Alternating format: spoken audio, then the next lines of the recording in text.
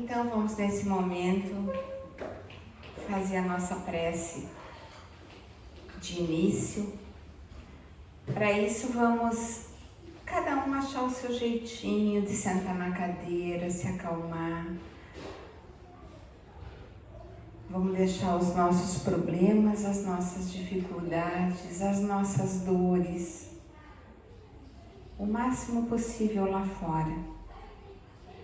Vamos nos dar alguns momentos, alguns minutos de paz interior. Vamos agradecer que estamos aqui na Terra, passando nossas provas, nossas expiações, nossas dificuldades, mas vamos agradecer a oportunidade da nossa vida. Vamos tentar se conectar com o mais alto, com o nosso anjo da guarda, com os nossos espíritos protetores, os espíritos aqui da casa, agradecendo o dia de hoje, a jornada, a comida, a casa, a companhia, a parceria, a amizade, o ar, a água, o trabalho, a saúde, as alegrias e também as tristezas que nos fazem evoluir. Que possibilitemos que estejamos sempre abertos para que os espíritos de bondade irradiem todas as coisas boas para nós. Tudo o que queremos, mas principalmente tudo o que merecemos. Agradecemos aos espíritos protetores dessa casa e pedimos humildemente a ajuda na condução do texto de hoje. Que assim seja. Hoje nós vamos falar sobre alma. As pessoas utilizam a palavra alma, não sabem o que é exatamente alma às vezes, o que tem a ver com espírito, qual é a diferença, qual é a semelhança. Então nós vamos nos basear nesse livro, o Livro dos Espíritos. Esse é um livro com um pouco mais de 300 páginas. Tem mais de 1000 perguntas. Ele é muito didático, porque depois da introdução, ele tem perguntas e respostas. Então é fácil de ler. Não é aquela coisa que cansa, né? Você lê a pergunta e já tem a resposta. E tudo é bem direto, assim, sabe? Não é nada, não tem enrolation, né? Como a gente diz. É tranquilo para ler. E a gente pode ir lendo, deixando de lado, começando de novo, continuando. Ele possui 4 partes. Parte 1, 2, 3 e 4. Cada uma delas tem os seus capítulos. Aí, de repente, um capítulo te interessa mais naquele momento, lê aquele. Então, o que a gente vai falar hoje sobre alma é baseado nesse livro, o Livro dos Espíritos. Ele foi o primeiro livro do Pentateuco de Allan Kardec. O Pentateuco é esse aqui. São 5 livros, esse foi o primeiro livro. Então, vamos lá. O que é, segundo a codificação espírita, segundo o que a doutrina nos ensina, segundo o que Allan Kardec recebeu do Espírito da Verdade, alma e espírito são a mesma coisa, né? Só que a gente utiliza as palavras, tem o mesmo significado semântico. Espírito vem do latim spiritus. E alma também vem do latim, anima. Alma também tem tem uma origem no grego. E no grego seria psique. E as duas coisas, tanto espíritos quanto psique, significam ar, significam animação, significa respiração. Em suma, significa vida. Como é que a gente utiliza essas palavras? Na doutrina espírita, nós utilizamos a palavra alma para designar o espírito dos encarnados. Então eu, Sônia, tenho uma alma, mas aquele que partiu, que já fez a passagem, ele é um espírito. Então é apenas, mas eu posso dizer o meu espírito, e eu não estou errada falando nisso. Mas em algum momento, que eu não sei precisar quando e como, se designou, né, e está no livro dos Espíritos, que a alma seria o espírito encarnado e desencarnado seria espírito. Então é apenas essa a diferença, enquanto nosso conhecimento advindo do livro dos Espíritos. Eu vou também ler as perguntas e algumas respostas eu vou dar na íntegra e outras a gente vai falando a respeito. Para começar a falar em alma e espírito, a gente vai falar de quem criou a alma ou espírito, que é a primeira pergunta do livro dos Espíritos. Ela pergunta, a primeira pergunta é: o que é Deus? Quando eu li a primeira vez, eu pensei, tem algum engano. O quê? É uma falta de respeito, né? Naquela concepção de que Deus é um personagem. Talvez lá no íntimo, aquela coisa de criança, né? Sentado numa cadeira de barba branca, um velhinho, meio gordinho, meio tipo Papai Noel, assim. E tinha um livrinho, e no livrinho tudo que a gente fazia. Criança, assim, que medo do livrinho. Hoje a gente sabe que não é isso. Então a pergunta aqui é Deus, e a resposta que o Espírito da Verdade, os Espíritos que com Kardec decodificaram a doutrina, disse: Deus é a inteligência suprema, causa primária de todas as coisas. Ponto. E infinito? O que se deve entender por infinito é a segunda pergunta. O que não tem começo nem fim. O desconhecido. Tudo que é desconhecido é infinito. Porque se a gente for lá fora agora e olhar, ou de dia é melhor ainda, né, que a gente enxerga melhor, a gente vai ver, vamos colocar céu, né? Não é céu, mas vamos colocar o espaço. Então, a gente vê o espaço e a gente está vendo um tiquitinho desse espaço. Hoje os satélites, né? Os telescópios, eles veem coisas que estão a milhões de quilômetros, mais que isso talvez, não entendo esses anos-luz aí, é tão complicado, mas que está muito e muito longe. Outros sóis, galáxias, planetas, supernovas, buraco negro, tanta coisa. Então a gente pensa, meu Deus, até onde vai, né? Porque a nossa mente não tem o preparo, a nossa inteligência ainda não é preparada para conseguir entender isso. Então a gente fica assim, né? Tá, esse é o espaço. O que eu consigo enxergar, eu consigo. Mas eu sei que isso é infinito. Aí eu fico pensando, como que alguma coisa pode não terminar?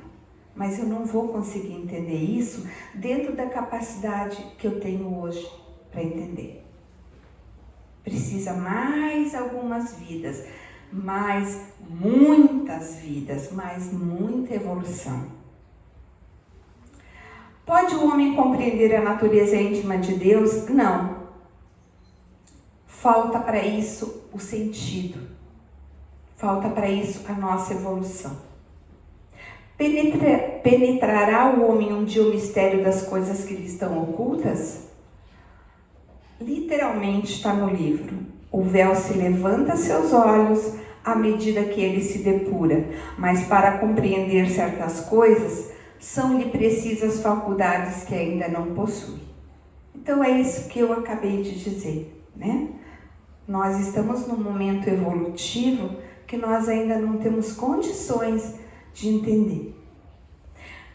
É a mesma coisa que se fala sempre, a mesma coisa que pegar uma criança lá do prezinho e tentar ensinar física quântica, né? Tentar ensinar como é que ocorre a concepção, tentar ensinar um monte de coisa que vai se aprender no ensino médio, na faculdade, na especialização, etc. É uma escada. A nossa evolução é uma escada, degrau por degrau. Será dado um dia ao homem compreender o mistério da divindade? Quando não mais tiver o espírito obscurecido pela matéria, quando pela sua perfeição se houver aproximado de Deus, ele o verá e compreenderá. Agora, na inferioridade das nossas faculdades, não temos como compreender a natureza íntima de Deus. Então é isso. Não adianta tentar. É melhor ficar com a imagem do velhinho lá, né? Mas não ter mais medo do livrinho, porque a gente já sabe que a gente paga tudo que faz, né? Da mesma forma que a gente faz. Então, é muito fácil saber como será o meu futuro. Vai ser a consequência do meu presente, assim como o meu presente é a consequência do meu passado. A cada um segundo suas obras. Dado é ao homem receber, sem ser por meio das investigações da ciência, comunicações de ordem mais elevada acerca do que lhe escapa ao testemunho dos sentidos, sim, se Deus julgar conveniente, será dado ao homem o que a ciência não pode apreender. De que é composto o universo? São somente dois elementos, o espírito e a matéria? Sim, e acima de tudo Deus, o Criador, Pai de todas as coisas. Então nós temos Deus, espírito e matéria. No nosso mundo em que a gente vive. No mundo em que os espíritos puros vivem, já não existe mais a matéria.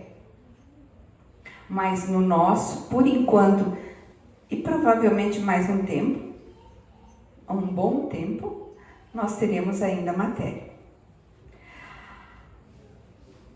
A matéria se junta a que também é matéria, mas um fluido chamado fluido cósmico universal.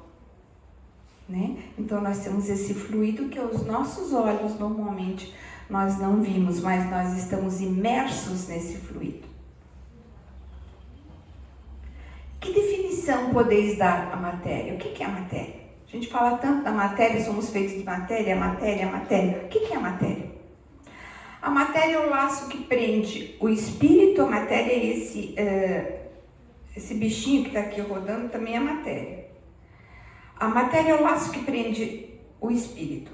É um instrumento de que o espírito se serve e sobre o qual ao mesmo tempo exerce sua ação.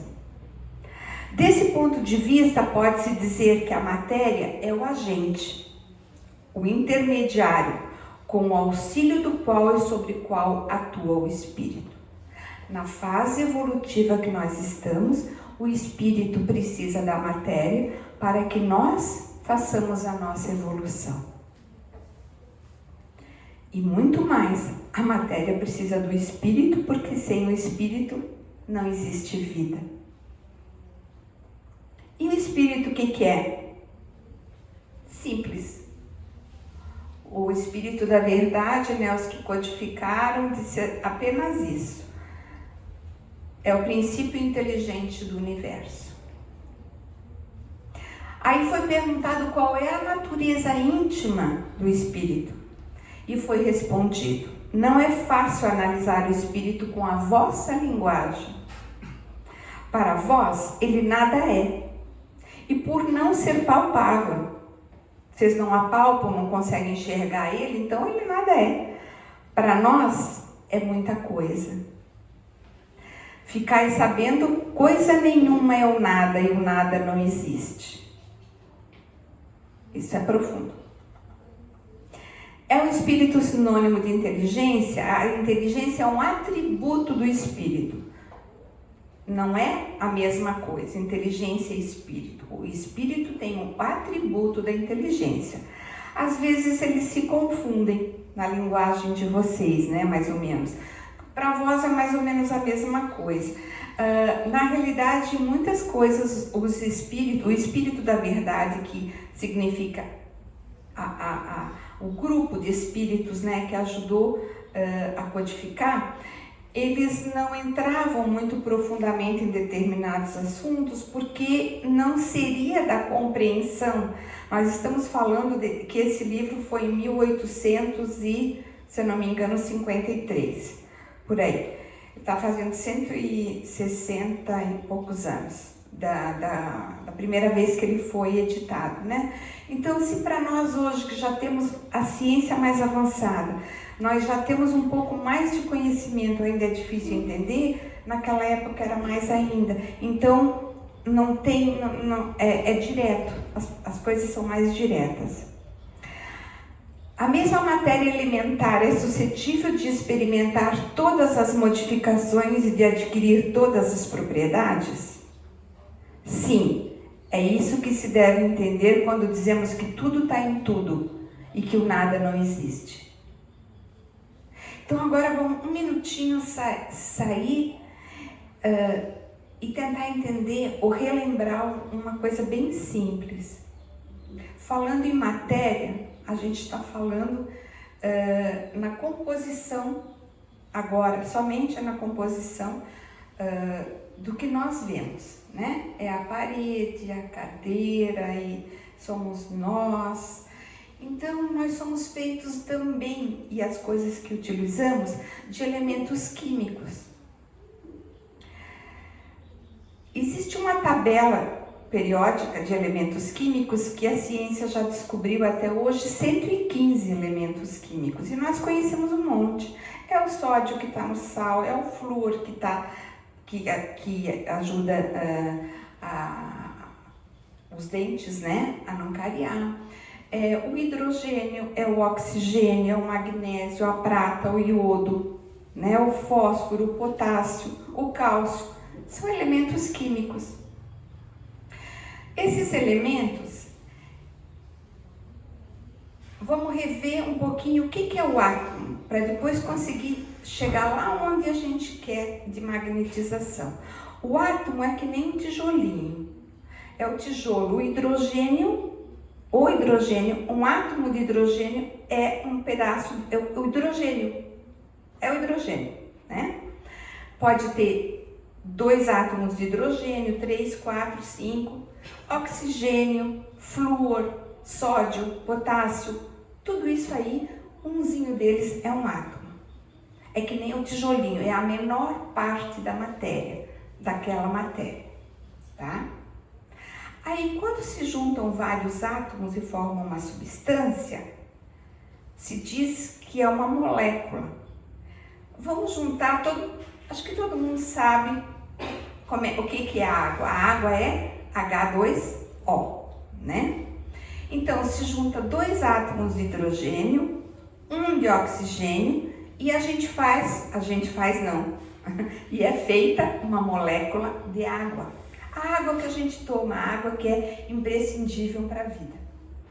Agora, se pegar mais um átomo de oxigênio e botar lá e ficar H2O2, nós não temos mais a água para tomar. Nós temos a água oxigenada, que todo mundo tem em casa para quando a gente se machuca, né? Que faz as bolinhas.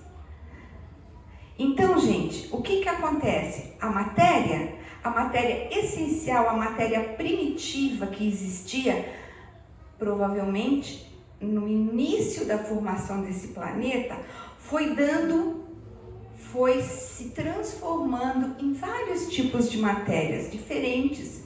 É o que eu estou falando, o flúor, o oxigênio, isso, aquilo e mais tantas outras. Elas foram se agregando e fazendo sempre sob a responsabilidade e o amor divino, né? E com o cuidado de Jesus, que sempre foi o governador desse planeta, foi se transformando em vários elementos químicos, como o oxigênio, que é O2, né, que nós precisamos para respirar.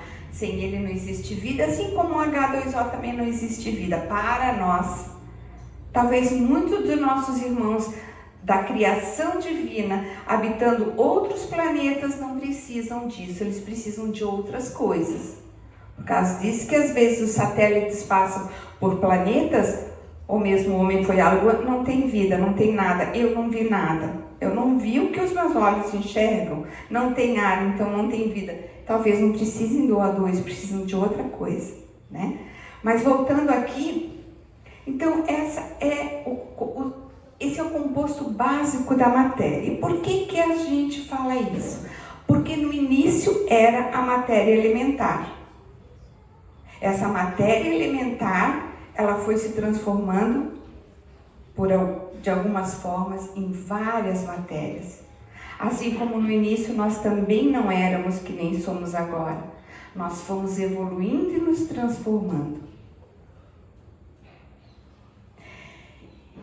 E aí, quando existe um fator chamado magnetismo, esse magnetismo ele pode alterar essa matéria. Jesus era um grande magnetizador e ele fazia a água se transformar em vinho, porque vocês viram que alterando uma molécula, alterando um átomo, alterando uma coisa, transforma uma substância noutra. Tirando um átomo do H2O2, a gente não tem mais água oxigenada, a gente tem água tomável. A água pura, a nossa água. Então Jesus magnetizava, Jesus mexia com os átomos, com as moléculas, ele mexia com a matéria. Porque não tem milagre. O que existe é magnetismo. Por que a gente diz isso? A gente diz isso para entender o que é a matéria, o que a matéria pode fazer. Os espíritos, por exemplo. Eu posso tentar atravessar aqui. Eu não vou conseguir. Eu posso me jogar ali. O máximo que vai acontecer, se for meio fraquinha, talvez ela caia, mas que eu vou me machucar, vou. Mas os espíritos atravessam. Por quê? A matéria deles é diferente da nossa. É o espírito, mas tem em torno dele como se fosse um véu, chamado perispírito, que também é matéria. E conforme a evolução do espírito, esse perispírito é mais denso ou menos denso? Tem uma outra pergunta que diz: o espírito que se transporta de um lugar a outro tem consciência da distância que percorre? Ou ele faz assim, de repente, aí eu estou lá em Chapecó? Ou eu preciso pensar muito e ir até lá, eu tenho noção da distância, eu tenho noção do espaço. E aqui diz uma coisa e outra. O espírito pode perfeitamente, se o quiser, inteirar-se da distância que percorre, mas também essa distância pode desaparecer completamente, depende da sua vontade e da sua evolução. De novo a matéria. Ela opõe obstáculo aos espíritos? Não. O espírito pode ficar embaixo da água, ele pode ficar no fogo, atravessar o fogo, ele atravessa a parede, por causa disso que foi explicado alguma coisinha de matéria para vocês, né? Para entender que matéria é uma coisa, espírito é outra. Mas a matéria não impede o espírito de atravessar nada. O que é material não é impeditivo para o espírito. Então, o espírito pode atravessar, mas ele também pode se dividir? O dom da ubiquidade que se diz? Não. Assim como o Sol, o nosso Sol, né? O nosso Sol é um Sol, mas ele irradia para tudo. O espírito, assim como nós também, podemos irradiar, podemos falar para cá, para cá, para cá, para cá. A gente pode irradiar as coisas, né? O espírito também, mas ele não pode se fracionar. Ele é uno. Todos os espíritos irradiam com igual força? Não. Assim como nós também temos a nossa fé, a nossa força, né? Quantas pessoas dizem para o outro, reza para mim, você tem mais força, tu tem mais fé. A gente ouve isso. Assim como as pessoas, algumas têm mais fé, mais força, não é que elas tenham mais força, elas têm mais vontade, elas acreditam, têm mais fé, se esforçam, estudam, vão atrás, né? Assim também os espíritos. A força deles de irradiar é semelhante a nós. É de acordo com a evolução, de acordo com a vontade. Depende do grau de pureza de cada um. O espírito tem alguma cobertura, quer dizer, ele está envolto numa substância. Todo mundo já deve ter visto um filminho que o espírito atravessa a parede e é tipo uma capa branca, assim, né? Tem nos filmes. Então, ele tem o perispírito. Nós temos o quê? O corpo físico, o espírito e o perispírito. É lógico que nós temos vários outros corpos, que não vamos conversar aqui agora. Mas o perispírito, peri, é um prefixo que significa em volta de, acompanhando-o. Então, o perispírito é o que está em volta, acompanhando o espírito. Quando a gente parte, quer dizer, o nosso corpo, a nossa matéria, que é feita de carbono essencialmente, que é um dos elementos químicos, fica aqui na Terra. O espírito vai. De acordo com a evolução dele, é o tempo que ele demora para se desprender do corpo. De acordo com a evolução dele, de acordo com a vida dele, de acordo com várias coisas, é o tempo que ele demora. Mas ele não fica junto ao corpo, ele leva junto o perispírito. O perispírito acompanha o espírito. Mas ele tem sim uma substância que aos olhos dos espíritos superiores é bem densa, mas aos nossos olhos, se nós víssemos, é bem diáfana, bem sutil. Haverá mundos que o espírito, deixando de revestir corpos materiais, só tenha por envoltório o perispírito? Há. E mesmo esse envoltório se torna tão etéreo que para vós é como se não existisse. Esse é o estado dos espíritos puros. Que a gente está ainda um pouco longinho de chegar. Entre o estado correspondente às últimas encarnações de espírito puro, não há linha divisória perfeitamente demarcada. A diferença, ela vai... não é assim que nem uma escada, né? Tá separadinho. A evolução é um contínuo. Até em algumas vidas pode estacionar um pouquinho essa parte evolutiva, nunca regride, mas é um contínuo. Nas existências corpóreas de natureza mais elevada que a nossa, é mais clara a lembrança das anteriores, porque a grande maioria das pessoas quer saber o que eu fui no passado, o que eu fiz, como é que foi, né? Então, quanto mais a gente evolui, mais a gente conserva a lembrança. Os graus de perfeição dos espíritos, como é que é? Existe uma escala espírita. Como eu disse para vocês, a evolução não se dá assim, pula da primeira série para a segunda série, para a terceira série. Não é assim, é um contínuo. Mas para fins didáticos e de entendimento, existe uma escala espírita. Para a gente mais ou menos entender os tipos de espíritos que tem. Então, Na primeira ordem nós temos os espíritos puros. Esse não tem divisória. São espíritos que já passaram por todas as encarnações possíveis, né, que eles precisavam, e eles já estão numa condição de pureza que não precisam mais. Na segunda ordem nós temos os bons espíritos, onde o espírito predomina sobre a matéria, há um desejo do bem, mas uns têm a ciência, outros a sabedoria, a bondade, mas ainda não estão puros.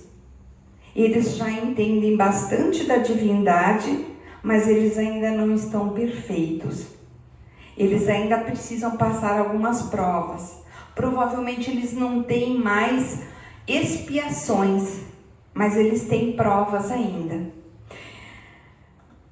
Aí tem vários tipos, tem os bondosos, os sábios, os de sabedoria, os superiores, dentro dessa classificação. Já nós temos a terceira ordem, que são os espíritos imperfeitos, onde predomina a matéria. Existe uma propensão para o mal, para a ignorância, para a vaidade, para o orgulho, para o egoísmo, para as paixões em si. Tem a intuição de Deus, mas não compreendem. Só que nem todos são maus. A gente pensa em espíritos imperfeitos, então são os que fazem o mal. Nem todos.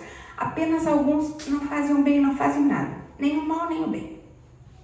Tá tudo certo, né? Alguns não são maus também, mas tem malícia, tem essas paixões que eu acabei de dizer para vocês, né? Inteligência eles podem ter, e muita, tanto para bondade quanto para maldade. Então, aí tem os impuros, levianos, os pseudo-sábios, os neutros, os perturbadores, que só querem incomodar mesmo. E a última pergunta, já foi falada aqui há algum tempo atrás, quando eu falei do livro Céu e Inferno, que é um dos livros do Pentateuco, de Kardec. A pergunta, há demônios no sentido que se dá essa palavra? E fica bem claro para nós da doutrina espírita que não. Não demônios do jeito que se pensa por aí, né? Que eram anjos decaídos. Não existe involuir, não existe cair. Eu posso até por uma encarnação, 2, 3, sei lá quantas, estacionar um pouquinho. Tipo assim, ó, neutro, nem para cima nem para baixo. Mas eu não vou perder o que eu já ganhei. Se existisse demônio, Deus teria que ter criado eles. Se existisse anjo, é porque Deus tinha criado eles. E Deus criou a todos igualmente, puros, ignorantes, iguais. Deus não criou uma classe, a nós, aqui que estamos. Aí aqui, nessa sala aqui, então eu vou criar os demônios, e naquela sala lá eu vou criar os anjos. Os demônios, aqueles chifrinhos, né? Aquelas coisas feias que aparecem, as fotografia, não, desculpa, os desenhos, né? E anjinho, tudo de asinha branca. Não, Deus não criou. Essa palavra, daemon, inclusive, que vem do grego, não significava nem coisa ruim, mas em algum momento começou a significar. Para nós da doutrina espírita, é muito simples entender o que é anjo e o que é demônio. São as escolhas, a cada um segundo suas obras. Algumas pessoas optam para o bem, outras optam para o mal. Depois que partiu, não virou santo. Essa história de que era uma pessoa tão boa, né? Podia ser. Mas tem gente que não é tão bom. Então, depois que parte no mundo espiritual, a pessoa continua sendo o que ela era aqui. Ela pode evoluir lá, ela pode entender os erros dela, ela pode estudar, ela pode se preparar, ela pode melhorar, com certeza. No mundo espiritual também há evolução. mas ela não, pelo simples fato de morrer, entre aspas, ela não vira anjo. Então existem os espíritos que realmente não são do bem. Por enquanto, porque todos foram criados iguais e todos, segundo as palavras de Jesus, foram criados para serem a imagem e semelhança do Pai. Então, um dia, esse dia é diferente para cada um, segundo as nossas obras, seremos anjos, talvez. Seremos bons, seremos puros, estaremos numa escala onde não existe mais sofrimento, não existe mais dor, não existe mais doença. Mas para isso nós temos que evoluir. Eu escolhi para hoje, para fazer a prece final, um poema de Fernando Pessoa, um escritor português. E essa poesia está no livro Páginas Íntimas e de Autointerpretação. O nome dela é Prece. Então vocês podem ficar à vontade, do jeito que vocês quiserem, para ouvir o poema Prece de Fernando Pessoa. Senhor, que és o céu e a terra, que és a vida e a morte. O sol és tu e a lua és tu e o vento és tu. Tu és os nossos corpos e as nossas almas, e o nosso amor és tu também. Onde nada está, tu habitas, e onde tudo está, eis o teu corpo. Dá-me alma para te servir, e alma para te amar. Dá-me vista para te ver sempre no céu e na terra, ouvidos para te ouvir no vento e no mar, e mãos para trabalhar em teu nome. Torna-me puro como a água e alto como o céu. Que não haja lama nas estradas dos meus pensamentos, nem folhas mortas nas lagoas dos meus propósitos. Faze com que eu saiba amar os outros como irmãos e servir-te como a um pai. Minha vida seja digna da tua presença. Meu corpo seja digno da terra, tua cama. Minha alma possa aparecer diante de ti como um filho que volta ao lar. Torna-me grande como o sol, para que eu te possa adorar em mim. E torna-me puro como a lua, para que eu te possa rezar em mim. E torna-me claro como o dia, para que eu te possa ver sempre em mim e rezar-te e adorar-te. Senhor, protege-me e ampara-me. Dá-me que eu me sinta teu. Senhor, livra-me de mim. Então agradecemos a Deus, a Jesus e a espiritualidade e aguardemos em oração, silêncio, quietude interior o momento do passe. Que assim seja. Que assim seja.